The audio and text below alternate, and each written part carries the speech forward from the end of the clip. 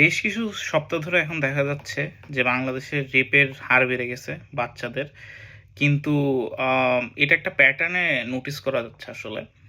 আমার বক্তব্যটা হচ্ছে যে ধরেন লাস্ট ২-৩ বছর বা লাস্ট 5 ইয়ার্স ধরে যে রেপগুলি হচ্ছে, সেটা নিয়ে কেন মানে এত হই-হুল্লোড় বা মিডিয়ার অ্যাটেনশন যায়নি? এটাকে একটা ম্যানুফ্যাকচারড ডিস্ট্রাকশন হিসাবে ধরা যেতে পারে।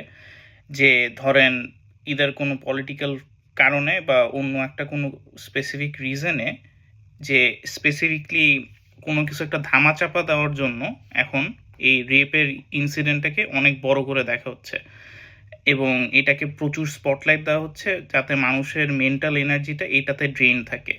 আমার কাছে ব্যক্তিগতভাবে মনে হয় দুইটা কারণে এটা এই রেপ ইনসিডেন্টটাকে খুব হাইলাইট করা হচ্ছে কারেন্টলি। প্রথম কারণটা হচ্ছে বাংলাদেশে লাস্ট আপনারা দেখতে পারবেন যে ৫০০টার মতো বাচ্চা হামের কারণে মারা গেছে। এই টিকার একটা বিশাল বড় কাহিনী চলতেছিল ইন দ্য ব্যাকগ্রাউন্ড। তো এগুলো একটা খুব সিগনিফিকেন্ট কারণ। ওইটার ওইটা হইতেছে ফার্স্টটা। সেকেন্ডটা হচ্ছে যে বাংলাদেশে যারা বাইক চালায় বা এই রাইড শেয়ার চালায় তাদের ৫,০০০ টাকার উপর ট্যাক্স বেড়ে গেছে ইয়ারলি, এবং এটা তারা দিতে হিমশিম খাচ্ছিল এবং তারা এটা নিয়ে একটা আন্দোলনও করতে চাচ্ছিল, রাস্তায়ও নামতে চাচ্ছিল। তো ধরেন এই হামে ৫০০-র মতো বাচ্চা যারা মারা গেছে, আর এই বাইকাররা মিলে রাস্তায় যদি নামতো আর একটা গণ অভ্যুত্থান হয়ে যেতে পারতো এর মধ্যে।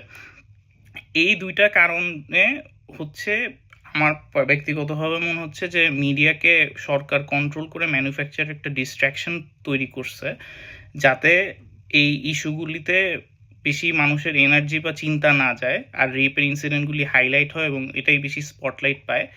এই কারণেই হচ্ছে ধরেন এখন এতগুলি মানুষজন বা সবাই কন্টেন্ট ক্রিয়েটার থেকে শুরু করে সবাই মানুষজন এটা নিয়ে এত বেশি কথা বলতেছে বা এটার জাস্টিস চাচ্ছে বা মব ক্রিয়েট করে এই যে রেপিস্ট আছে তাকে ফাঁসি দেওয়ার চেষ্টা করা হচ্ছে বা তাকে মেরে ফেলার জন্য মানুষজন কথাবার্তা বলতেছে। আহ, আমেরিকায় ট্রাম্পকে নিয়ে এটার একটা খুব সুন্দর উদাহরণ দেওয়া যেতে পারে। আপনারা সবাই এপস্টিন ফাইলস নিয়ে মোটামুটি আইডিয়া আছে।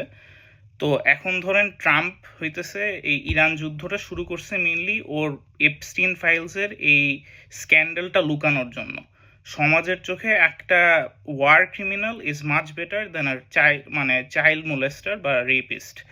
তো এটাই আসলে আমার কাছে একটা কম্প্যারিজন হিসেবে আপনাদেরকে আমি বললাম।